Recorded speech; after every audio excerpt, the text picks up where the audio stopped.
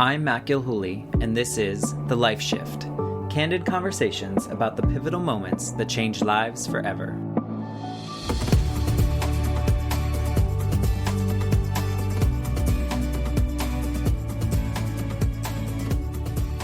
Hello, my friends. I am here with my friend Cory, and thank you for being here. Thank you for having me, Matt. We have known each other. I was trying to think about this before we started recording. I think 2008. It's been a long time. Yeah. I don't know a year actually, but we'll go with 2008. I think it was 2008, and it was almost 2009 because I think I met you on New Year's Eve at a friend's place. Like we went out and then we had like a New Year's Eve party at a friend's place. And I think that's where we actually met. Was it, or was it a dinner? I feel like it was a dinner. It was a dinner that turned into New Year's Eve. Gotcha. Okay. Yeah, that's where we met. So that's at least with my 41-year-old brain, that's what I'm remembering. So it's been a long time. And since then, we've gone to adult summer camp together and cruise. So we've run the crazy times. I know. It's been a while, man. Like you're 41, I'm 39. I'm about to hit the 40. But yeah, time just keeps going, man. Yeah, it sure does. Well, I appreciate you being on the Life Shift podcast. I think what's interesting about your story, which I'm not going to divulge, or I'm trying not to give away the secrets, but what's interesting is that I think your story will resonate with a lot of people that are maybe kind of feeling stuck in what they're doing on a regular basis. Maybe I gave away too much there, but I think it's interesting to have you here, in which I don't know your pivotal moment, but I know the beginning, the before and after. So before we get there, I think it's helpful to kind of set the scene of like, what was your life like before you made the shift that you're eventually going to talk about? What was life like for you? I was working in law enforcement. I got to say, like, kind of how I got there in the first place, I guess I could say. And when it really starts like in college. It was literally 9/11 that changed my direction and where I wanted to go. I was a freshman in college, and my dad was a law enforcement officer in Miami. And I always... At the time? Yes. And growing up, when I was growing up. So I always had thought like that was the direction I was going to go. Like I had found like a third grade poster where it's like, what do you want to be when you grow up? And it's like, everyone kind of writes it. So whatever their mom or dad did, So I wrote like what my dad did, law enforcement. And so it was kind of like always in my head. But then like as I, got into high school, I realized my mom didn't want me to go in that direction. My dad, he was like, yeah, it's a good career if you want to go in that direction. And but I was really involved with computers, loved computers. My uncle showed me a way like how to program, like, and this is like before the internet computers. And I programmed in a language called QBasic that was standard in Microsoft operating systems. So my uncle showed me how to get there, and I thought it was the coolest thing ever. And so I had this idea when I wanted to get into computers. So I always had them both like in my head, but in college, I went to UCF and I went in for computer science my freshman year. And it was September, my freshman year, 9/11 happened. And I decided to shift to law enforcement from that because I just felt like that was my original calling. And I always wanted to follow that passion, but the computers always stuck with me in a sense. Like I always was doing, in my free time, making programs, trying to learn it and stuff like that. And so it always stayed with me. Did you switch your degree from computer science? Yes, I switched it from computer science to criminal justice with a minor in computer science. So I switched the majors, but I minored in computer science because I was taking classes. So I did eventually get a minor. And I was out of college in 4 years. And luckily, I was lucky enough to get right into law enforcement. There was a couple moves where I was noticed because I had I applied for this academy run by the state, and I went up to Jacksonville to try out. I actually got accepted. They gave me like the congratulations letter, but they also lost their funding that year. But because of that, I was able to get like get into like a recruiter, and got in with a local law enforcement agency here in Orlando. And so I was lucky enough to get right into it, and a great job. I enjoyed doing it like for a long time. Like I did it for 13 years. You were in a special area too. You weren't like working the street, were you? Correct. Well, kind of. So initially I was trained to be just like a road unit. Then I went into field training where I trained other officers when they came on. And then I went to a unit called Street Crimes where we had unmarks. We had uniforms, but we were in unmarks. And I kind of went, throughout different areas of the sheriff's office. But I was feeling like I was kind of stuck in the same spot. And I had this feeling that I didn't want to move up, but I felt like I needed to move forward in some way.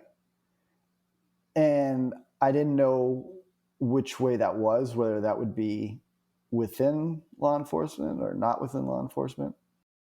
How many years were you into it by this point that you're kind of like how many years into it were you like, is this all I'm doing? So it was probably 7 or 8 years into it that these thoughts of like, is this really what I want to do for 30 years? I felt like the world was obviously changing in that there's so much to do out there. There's so much to experience and do out there that almost like staying in one place, it's kind of like I'm trapping myself into this one expertise. And don't get me wrong, like I enjoyed it a lot. I really enjoyed it. It wasn't boring. Right. We got to do some crazy different things, but at the same time, I felt like I was trading especially when I was getting up there. That was really trading my safety for money. You know what's interesting about law enforcement to me now that you're mentioning this, and I don't think I've ever thought about it before. I feel like it's one of the current careers, or like one of a few current careers in which it's very much like the olden days when someone starts in a job and then they retire from said job. Whereas our generation growing up, I think we're more inclined to kind of do a bunch of things. So it feels almost old fashioned in a way, like law enforcement, in a sense that people just start there and then they end there. Like that's it. So you were probably feeling that like, oh, I'm supposed to do this. Did your dad retire from it? Yeah, my dad retired from it. In the middle of his career, he actually he became a fireman for a year. There's a lot of cops that went from being a cop to a fireman. But I think he was the only one who went from a cop to a fireman back to a cop. And I asked him, and he said it was because it's like, well, it was like I felt more bored being a fireman. Like I didn't be able to go out and do as much stuff as I wanted to do. So that's why he went back. And so, I was getting to that point where, even in private business, I mean, think of how much private business they used to have retirement within the business. And now that's kind of pretty much gone away. And government jobs are kind of the only jobs that have pensions still. And even them are kind of backing away from that and going towards more like investment accounts and stuff like that. So, absolutely. So you were probably like 30 and going like, okay, is this what I'm doing for the rest of my life? Yeah. It was about there. And you said in the beginning, you were like, what was that pivotal moment? And it wasn't like there was several like moments, I guess you could say. It wasn't just one. And like even the first time I tried to leave, I failed. Like I didn't. That it was quite dramatic too. Like literally, I was going to partner with another guy in web development, and I was going to help him build websites and stuff like that. And literally the day that I was supposed to leave the job, he called me up and he said that it wasn't going to work out. And I was kind of like, what? I'm like, I'm leaving today. And it was rough. Like, I had to literally, to keep my job, I had to petition the sheriff himself to sign something, which he did. Luckily, he was there that day. I was just kidding. I'm not really leaving. It was a joke, guys. I think people get it. It's like they see what other people are trying to do. I've seen there's a lot of cops that go out, and there's a lack of personnel in law enforcement now, and I've heard, I wasn't reached out, but some people were reached out to come back, like if once they left, especially if they were it didn't have anything on the record or anything. The only thing that I got in trouble for was starting a business without informing them properly. Interesting. Was there something that happened at work that was like, okay, this is the time for me to leave to do this business that didn't end up working out? But was there something like, or was it just like always kind of you're working towards that first time, your first failed time? That's kind of what I was getting at. I had made a web app where like it was kind of like a prototype to do like a regular app, where the idea was where you could donate to homeless people. Like, you see people on the side of the road like begging. And I had this idea. I was like, what happens if you want to give to them, but you're like on the other side of the road? So I had this idea of like them holding up like kind of like a hashtag or something, or a little link, a QR code. Where you could donate to them. I kind of posted it on Facebook once I created it, and a reporter from the news like reached out to me and wanted to do an interview. Yeah, so it ended up they came back to the sheriff's office, because I literally had to like ask them for permission to do an interview with the news. So that's when it came forth that I would like had a business. I didn't like properly notify them, but they so I kind of got like paperwork on for doing that. And then that was kind of the moment where I was like, maybe having different ideas and trying to go forward with the ideas, and then having my employer say no. That's kind of the turning point where I'm like, maybe I should go somewhere else where I could have this kind of stuff and start new ideas and go from there. Yeah, because I feel like you've always, or since I've known you, you always have a new idea. Maybe not always, but there's right like, hey, I'm trying this now, and you're not someone that's afraid of trying something that you're not familiar with. Like you're just like, this is really cool. I'm gonna try it. If it doesn't work out, it doesn't work out. Yeah, and that's one of the things I've learned. I think it was, don't quote me on this, but I think it was like Oprah or someone that said, the reason I'm here is because I failed more than you. It was so I get it, and I was like, oh, they tried more. When I was young, my mom had wanted me to go to gymnastics, and I did that for a while. And then I went into, and I was naturally, I call myself naturally shy, but I had to learn to be more extroverted. When I was in high school, my English teacher approached me to be a cheerleader for the high school, because they they do competitive co-ed cheerleading. And I was like, at first I said no, and then I thought about it, and I eventually got into it. I never wanted attention brought to me, especially as a kid. That was kind of like the ultimate push into the spotlight. Right, yeah. And so it ended up I was pretty good at it. And then I got into scholarship for cheerleading. We competed. We won. There was a lot of great things that I got out of that. That was kind of like my first big lesson of like, just get out there and who knows what you're good at.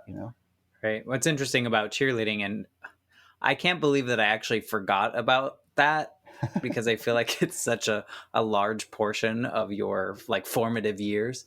But what's Yeah. interesting about like competitive cheerleading is that unlike developing an app or something on the computer, like if you mess up, everyone sees it. Like your failure is on full display if there's a mistake or anything like that. And so going from an introverted type person to being like, I'm putting it all out there. Here it is.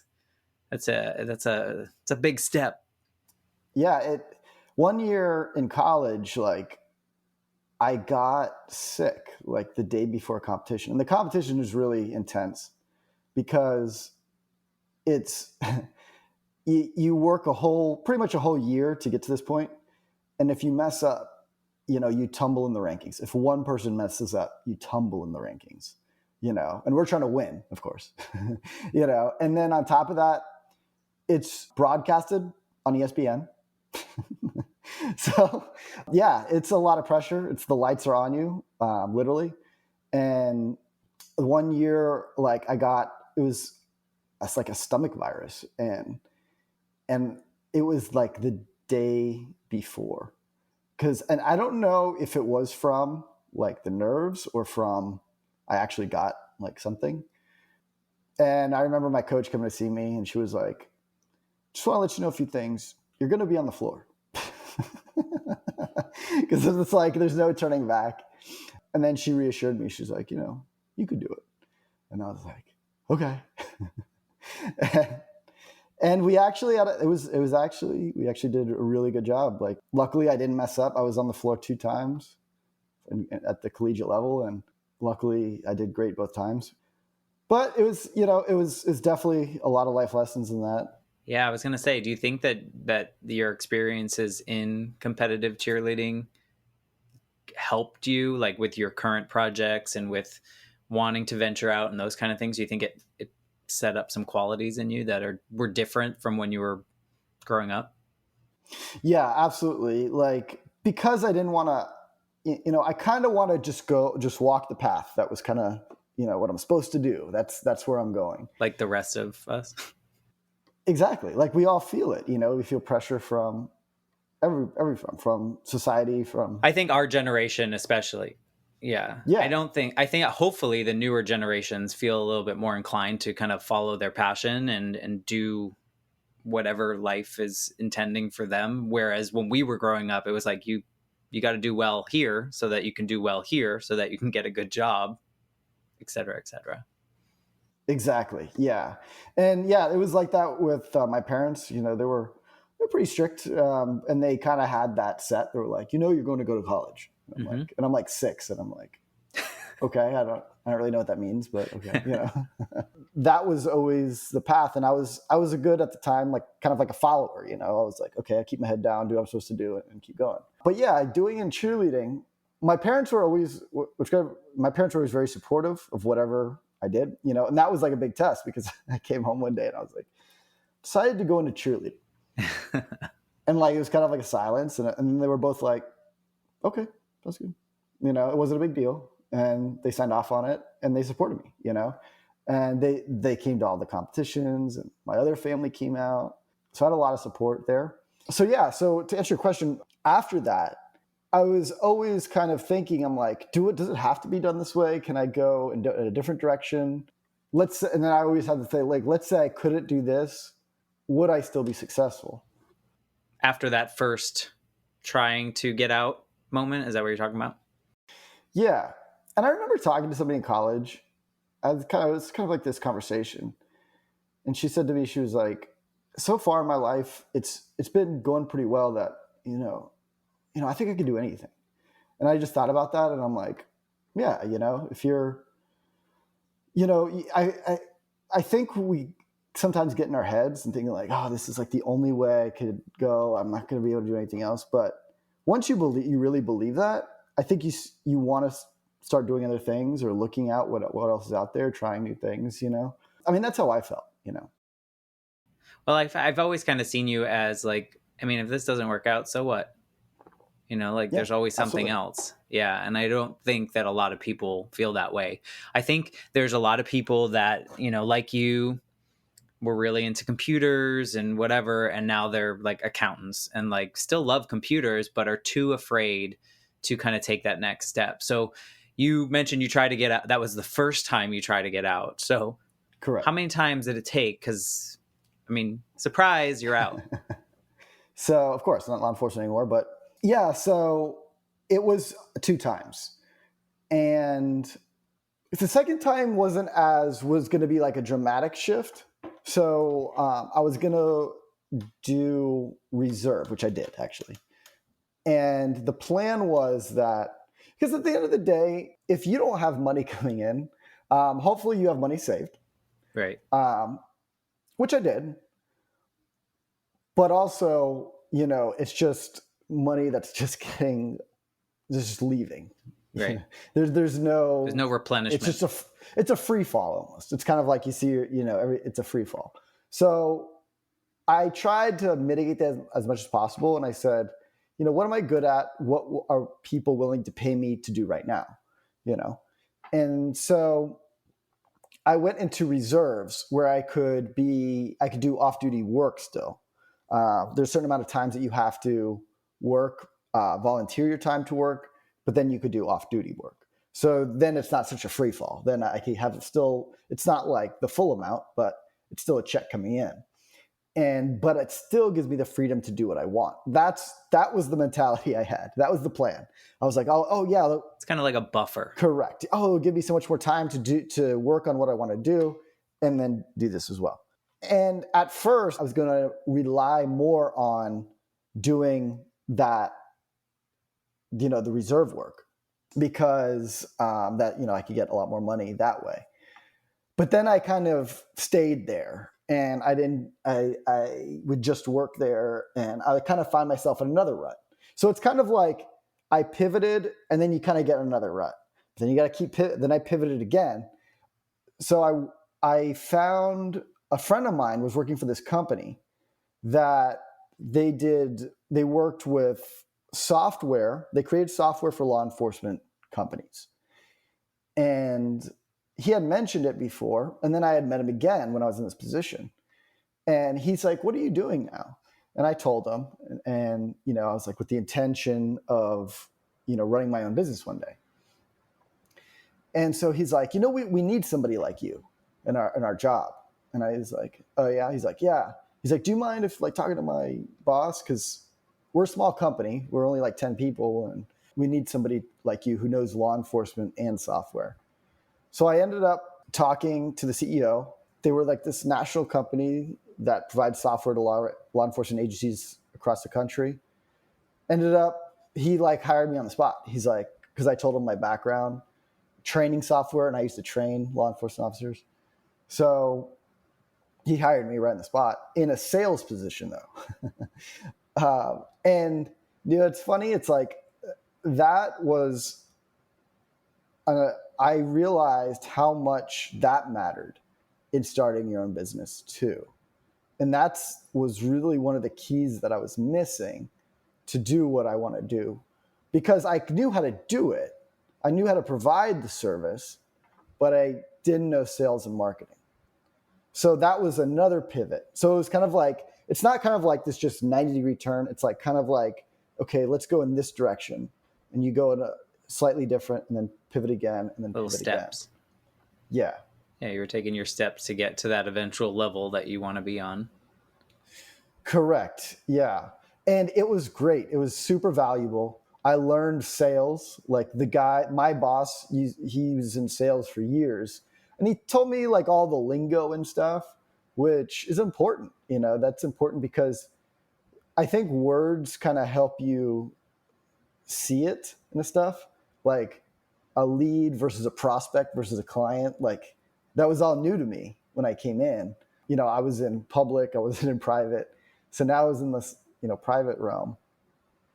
And keep in mind, at this time, I created my company back in 2009. But that was not for the intention of leaving anything. That was just to do side work, just to get a few extra bucks on the side. And just so everyone knows, like, what was the intent of your company? Like, what were you intending to offer, or what do you offer? Yeah, so my company was started by Marcelo and me. Marcelo is my longtime friend. I knew him since like middle school. Since the day I met him, he always wanted to be a film director. In order to get there, he had to do video work, like a lot of video work, video editing, video shooting. That's kind of that's what he was doing as his 9 to 5. So he was more graphics, design, video, and I was more web and actually audio. Like I love to mess around with audio as well on the side. So that was the intention. We had like this combination of things that we were both good at. He was more creative. I was logical. So I feel like it's a good match because it's like stuff we're both missing with each other. And then, so we were able to do websites. People needed websites. And then just stuff on the side, videos, and I was passionate about I loved creating software and stuff like that. So that's eventually where it led to, for me, creating websites for businesses, something now I do all the time and I love doing and I enjoy it. Yeah, I think it's important to understand that really that stems from that passion that you had as a kid, like learning QBasic on your computer that had, maybe before dial-up, your MS I know, and I'll DOS tell you coding. this. Yeah, I'll tell you this about it. It's really funny because I thought I was really good at it. And literally, there was no internet. This was pre-internet. So in order to understand how the code was, everything, all the documentation was in like, if you press F1, it's on like the help file. Help. Yeah. That's where all it was. So I would be like reading all that. And I created like games. I created like simple where the computer had almost like an artificial intelligence. It wasn't artificial intelligence, but it seemed like it to me. And I thought I was like awesome at this. I was like, wow, I'm incredible. Then the internet came out and I realized that you could download what other people have made. So I went on this website, I downloaded, and this kid was probably like, I think he was like younger than me. I ran his program and it rendered a picture of himself, which is like this is before you could download, this is before we had digital cameras, really, before like we had scanners. And I realized I'm like, I know nothing. I know this much, but it probably made you want to learn more. I feel like that's probably Absolutely. kicked your butt. And what's interesting about your story is that, like, as a kid, you had, this strong interest in computers, but then you also had your dad in law enforcement and an area that you felt like you wanted to go into. And it's now your life has been divvied up into, I did that. Now I can focus on the other part that I was super passionate about. And how many people have these passions that they never pursue because they feel like they have to go the traditional route or the family route or whatever was intended for them that was written in the cards, if you will. So I think that's really cool. Yeah. I mean, I would talk to guys. There's some guys, that were in law enforcement that are like, oh man, I wish I could do something else. And so I'd ask them, I said, well, what can you do? Yeah. What is something that someone's going to pay you for besides this? And they're like, some people would be like, oh, I could do this, could do that. Some people were like, I kind of just dropped all my hobbies, just focus on this. But now they're not happy, It's important to keep up with stuff that you are passionate about, whether that is going to turn into a job or not.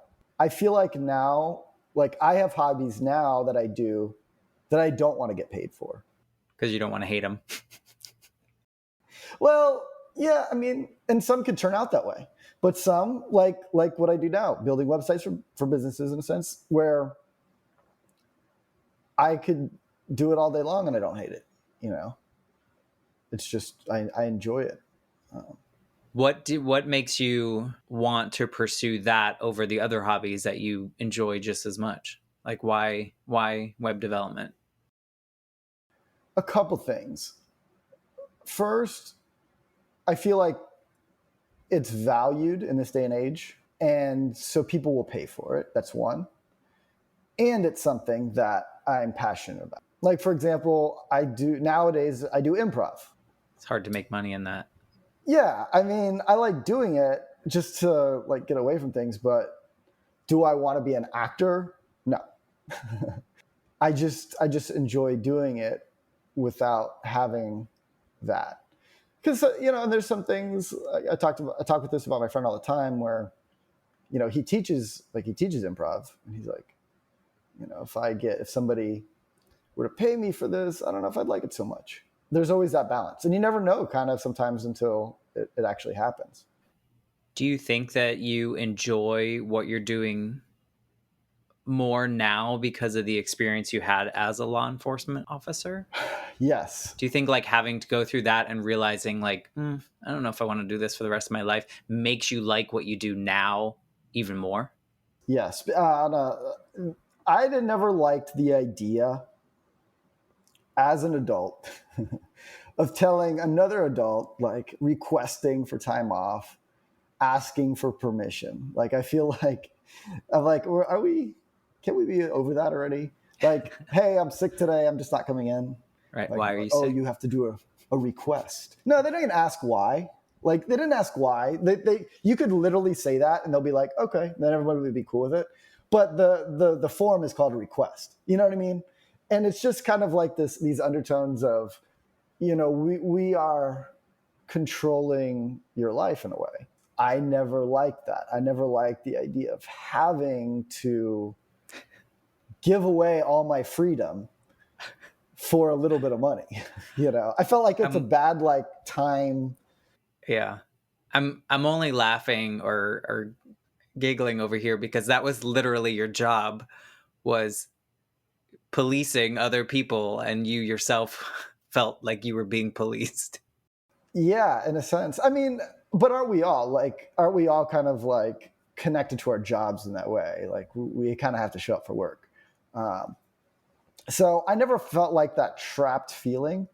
And it's funny that you say that, like as I be in law enforcement, I felt less like that I wanted to police other people. Like I was in the job to help people, to try to protect people against, people who are trying to do ill will to other people. That was kind of why I did it. Well, that's noble of you to be in the protected side and not the bossy side. So, but I'll tell you, it's an easy poison to drink. Yeah, and we can see, I mean, I think that's a whole other thing, a whole other conversation of how law enforcement is looked at by a lot of people, because they're, the most publicized content out there is the negative side, right? Because we feed on that. And, people like you that really were there to do better, to protect people and to do the job, really, instead of what we see highlighted. Yeah, it's definitely, I have a deeper understanding of law enforcement than I ever did. And I tend to I don't really want to delve into politics or anything like that, but stay more kind of in the middle than go off the deep end on one side or the other. Right. Yeah. Well, and I think there's a lot of that. What do you think, like, what made you confident enough? Like, was there a moment, like you got a big job or something like that made you confident enough that you could say, okay, I am officially retiring, no more reserve, no more anything, and this is what I'm doing for myself right now? Was there like a moment or some kind of shift in what was happening? Yeah. So that was kind of at the end of my job, because I had that job for a year after I left. I was a reserve for a while I had the law enforcement software sales gig, I guess you could say. But then I left the reserve and I was just in that job. And then I realized I had the skills and I was missing skills in a way. So I was taking, I remember I took like an online course where there was a guy in Australia who his question was, well, how are you going to get clients? Right? How are you going to get clients? Because I could do the work, but I was missing the whole sales and marketing side. So when I started working for this company, one of my jobs was I had to get on sales calls and do this over Zoom. And it wasn't convincing people to buy the software. It was just convincing them to watch a demonstration of the software. And it was more phone than video. But once I was able to walk in that space and understand that space better, then I was like, okay, I could do this not for somebody else, but I could do it for myself. I'm grateful to have had that job, but it really propelled me to get to this space where I am now. Yeah, it's like fate intervened in a way of like your friend was like, hey, talk to this person. And now your missing piece was kind of given to you, and that now you understand the sales funnel and how to get your prospects to be clients. Yeah, I mean, and that's the thing. It wasn't like when I literally, for that job, I mean, I had told the CEO when I was beginning, I was like, hey, I'm just here just to get to my business or where I want to go. I was there for a year. I was like, I do not want to be stuck in a job again. And that was more dramatic in a sense where I woke up one day, I wrote a paragraph. That was my 2 weeks notice, and sent it to him. And, I left them on good terms. Do you have any idea why that day? Yes. I got a contract, and I had been doing this before as a side job where I would go to cheerleading and dance competitions and do IT work for them because they were mainly transitioning from doing scoring by hand to by computers. So they wanted someone there who knew computers. Also, they wanted to implement a video system. Wasn't built by me, but built by somebody else. But I set it up, ran it, and put it away. You have to know some like technical skills in order to do that within IT, which I wasn't an IT guy, but I was able to do it. I learned as I went. And so the reason why I left then was I was going into that contract. So I knew I had a few months of doing that. Those jobs were over the weekend. And then during the weekday, I could focus more on my business. So that's why. So you got that contract and you're like, all right, it's time. I put in my time. Yeah, I'm good for a few months. Yeah, I'm good for a few months. And you still had your buffer. Still had a buffer. Yep. I still had savings, and then the once that contract ended, that was like the hardest time because then I really had to find clients. What's your favorite part about being a business owner now and what you're doing at this day and age? The freedom to work whenever you want to. Like for me, like for some people, it's not like they don't care. They're like, oh yeah, I love doing the 9 to, or it's not 9 to 5 anymore. It's like 8 to 5. But I slept in this morning, got up, took a shower, took it easy. And then I had the meeting with you. So like that, having that freedom of being able to delegate my own time for me is incredible. Like I love that. But I'll tell you this, it's a double-edged sword because now once you have the time, the next like mountain, which I always work on even to this day, is scheduling. And, because I do have meetings that I have to be at certain times. I do have to do work. You realize how fast the day goes especially when you're doing something you like, you get in front of a computer. It's like, all right, yeah, it's like 10 a.m. And the next thing I know, I turn around, it's already 5. And I'm like, what did I even do today? But it's great because it's all about, can you do it or not? Like if you drop the ball, then there's no money, whereas if you drop the ball at a job, your job might pay you. You'll still pay you. They may have a talk to you, but they'll still pay you. You know what I mean? Whereas, with this, if I drop the ball, I'm not getting paid. So it's a double-edged sword. It definitely is a double-edged sword, but I love it. Like personally, I prefer this way more over the guaranteed, I guess you could say, paycheck. But you know what? It's not guaranteed anymore. I feel like nowadays, like we said in the beginning, where it's not guaranteed that you're going to be able to wake up and just go to your job every day. there's not much loyalty anymore. People leave companies drop people at a hat, right? A split notice. So nothing's really guaranteed. Me personally, I'd rather have skills that are valuable that I could generate business on myself and have to rely on a job to do that. Well, and how cool is it that people are paying you to do something that you enjoy doing and that you've been crafting for your entire life, really? Yeah, absolutely. It's great. It's incredible, but there are challenges. Yeah. What's the worst part? So the past few months have really been picking up in business. All of a sudden, I'm getting so many yeses. I have a lot of work piling up. Scheduling, like I said before, scheduling out when I'm going to do things, very crucial. And that's kind of the hardest part, is just balancing it all to make sure I'm, giving quality, doing it on time, doing it when I say I'm going to be doing it, being realistic about my goals and when I could do it. Because you want to tell everybody, oh, I could do this tomorrow, I could do this today. And I could if that's the only job. But and sometimes, people are kind of unaware and they say, oh, well, this job would probably just take about like 2 hours, wouldn't it? And why does it take you 5 days? Why is it you have a 5-day timeline on it? I was like, well, I have other work that I have to schedule within that time as well. So yeah, it's definitely a balance, but I love it. Because it's like you're being a business owner.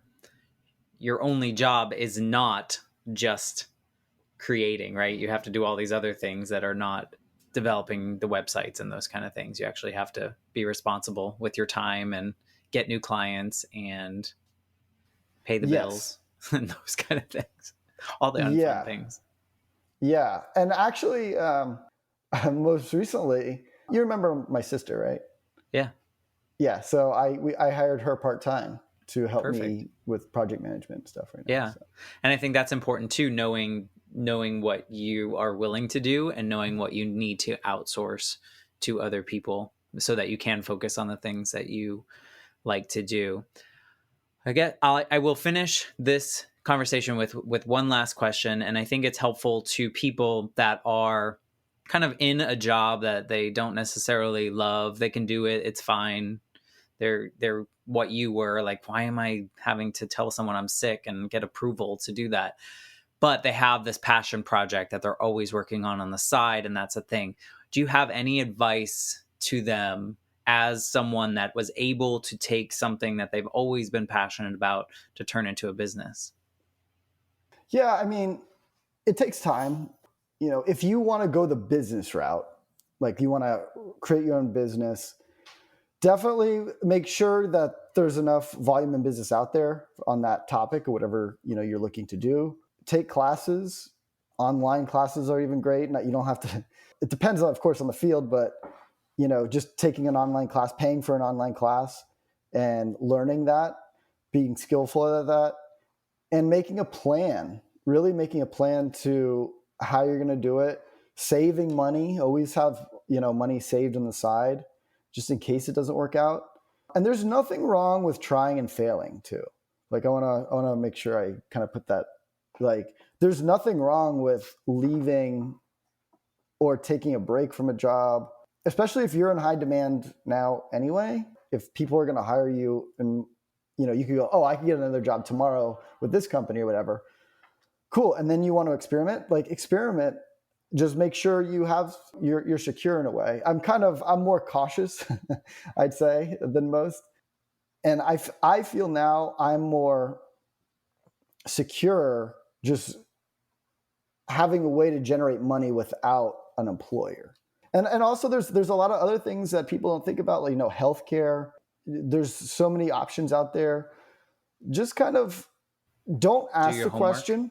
Yeah, just don't ask the question and leave it an unknown. Like, look up, ask other people what they've been doing, like that were successful at stuff like that. And yeah, see what they did. And then you could start forming the picture yourself, because you have to see it. You really have to see it. You just have to see yourself there before you go there.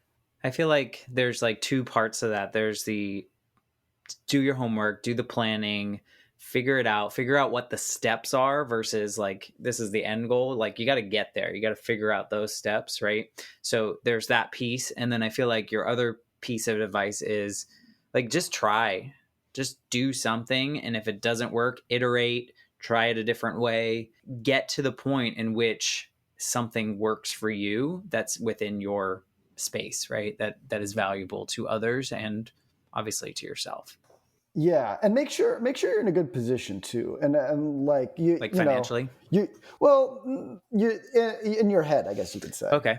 There's always that you have to work on yourself first before you can help others. I always like you have to put on your mask, your oxygen mask on first before you help others. I love that.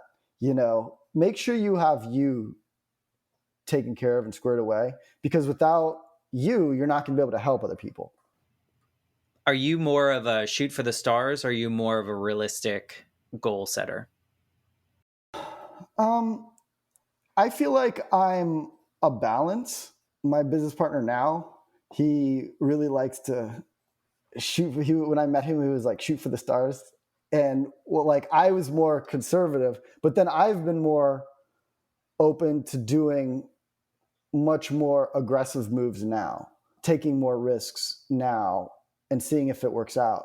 And if it doesn't, then we turn back, we plan, figure it out. And so I like to surround myself with people who have other kind of mentalities than I do, and I'll hear them out and see if I'm like, maybe I should be more maybe I should take more risks, or maybe I should, go out there like in business, stuff like that. So really law enforcement has taught me to just be more open to people and their ideas and the differences that we all have that actually can be valuable. That whole diversity thing, it's kind of helpful. Yes, absolutely. Yes. Well, I appreciate that you shared your story. I think, so many people are afraid to pursue their passions because, like we talked about, we grow up having this understanding that society expects certain things from us. I think by hearing your story that you were in a more traditional type career and you found a way to go towards something that's always been a passion of yours as a kid. So I think people listening to this will get little pieces of your story and be like, you know what? I'm just going to try. What's the worst that will happen? And being able to perceive what's going on now and pivoting as you go. Will I always be here? No, I could pivot to other types of businesses or something like that. Right. But I want to make sure that it's something that I like to do. So don't be caught up in your the plan that you have for yourself. Always be open and listening to what's going on, and open for change. Yeah, you may have a plan and then life has another plan for you, and you have to be willing to just kind of go for that ride. I think it's the perfect way to summarize what you just said. Yeah, absolutely. Yeah, absolutely. Well, I appreciate you doing this, my friend. I think it's going to be helpful for a lot of people. Yes. Well, thank you for having me, Matt. I really appreciate it.